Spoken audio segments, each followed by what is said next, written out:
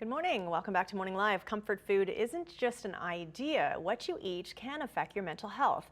Registered dietitian Michelle Jalen joins us with a few healthy suggestions. Hi, Michelle. How are you?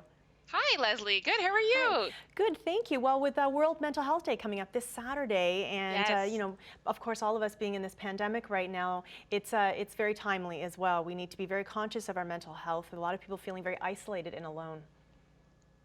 Yes, that's right. And because Hmm. of my background as a dietitian, there's different foods that are really good for our mental health. So, especially because we are going into fall, we want to think more about, getting enough vitamin D. And one of the things that has a lot of vitamin D is fatty fish. So, things like sardines and salmon, as well as herring, those are actually really good for our mental health because they're high in vitamin D and omega 3s.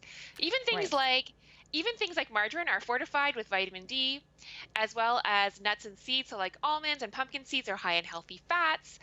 We also, people don't know this too, but also things like citrus fruits. So, oranges have been shown to have a positive effect on our mood, and also things like blue fruits and vegetables. So, things like purple cabbage or blueberries or blue grapes, which are in season right now, are high in antioxidants, anthocyanins, which are actually very good for our brain health as well.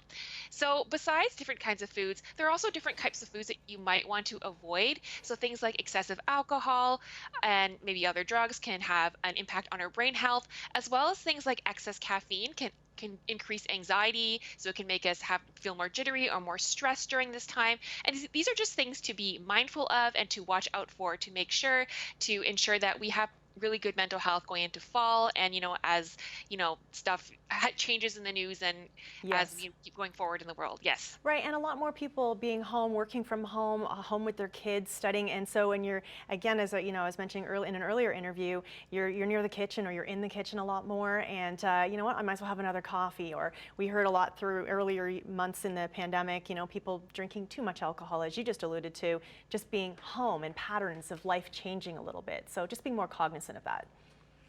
Yes, and I also recommend other things for like self-care. So things like doing different fun things, which is different for everybody. So, maybe you're going to try watercolor painting. Maybe you're going to, do some adult coloring books or that kind of thing. Those Yes. things are really helpful and really force us to, be mindful and focus on the task at hand. And if those aren't your thing, and if you're really not into that kind of thing, going for a walk around this time is really nice, as long as you avoid people, stay 6 feet away, looking at the beautiful leaves that are changing colors.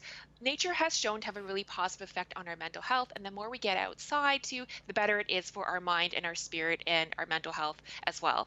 And it doesn't take much, does it, Michelle? You just head outside, even if you don't have a lot of time in your day or you're taking a break from your home office, even just going out for about 10 minutes, right? Getting some fresh air, as you say, getting out of that sort of that home situation and seeing a new scene and being more mindful and in the moment. And I know that helped me a lot during the last few months. It's just getting outdoors.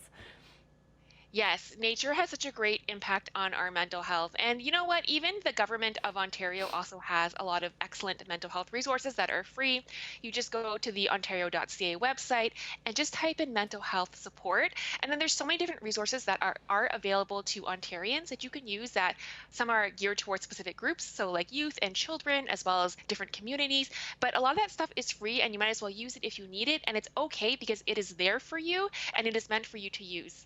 And we're actually very lucky to have all these resources in this day and age of ours, right? And it's a good reminder that, for people that you don't have to be as alone as you feel sometimes, to reach out and be part of a group, even if it is virtually, right? And journaling as well is another good one you're mentioning too. Yes, so focusing on journaling and a gratitude journal. So anyone can do this. It's a very easy thing to do. You just need a piece of paper and just write down 3 things that you're grateful for every morning. And they can be really simple things.